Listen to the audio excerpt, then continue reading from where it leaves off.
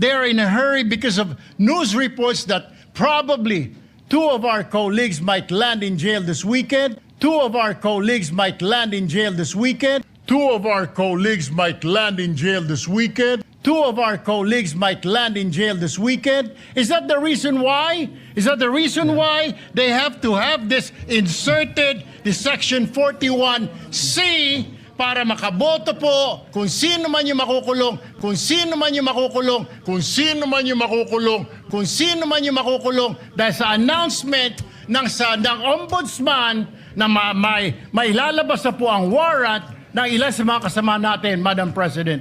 The gentleman is out of order because his question sa nagmamadali, bakit?